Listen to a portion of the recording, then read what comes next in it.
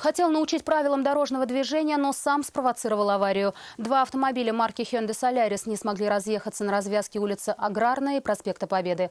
Пока автомобилисты решали, кто прав, а кто виноват, к ним присоединился и водитель фуры. Все это привело к огромной пробке на этом участке дороги. Алия Хайрудинова с подробностями. Я, испугалась, начала отъезжать. За секунды до этого, говорит автоледи, она попыталась перестроиться с левого ряда на правый, включила поворотник и убедилась в том, что никому не мешает. Однако у второго автомобилиста, ехавшего чуть сзади, было совсем другое мнение. Мужчина всячески давал понять девушке, что начинать такой маневр не стоит. Он пошел на опережение и стал выражать свои эмоции жестами. Он уже проехал, потому что, видите, он впереди стоит. Кулаком на меня показал и взял вот этот маневр, вывернул. И, получается, своей же дверью врезался в меня. Как итог, обе иномарки сильно затруднили движение на развязке. Авария спровоцировала километровую пробку. Проблем добавил и водитель грузовика. Дальнобойщик избежал столкновения с легковушками, однако проехать мимо них не смог.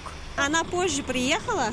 Мы думали, она проедет, но, видите, она не приезжает. Если чуть-чуть, она может врезаться. Она ждет, пока мы разъедемся, чтобы проехать дальше. Участники аварии долгое время не могли прийти к единому мнению о причинах ДТП.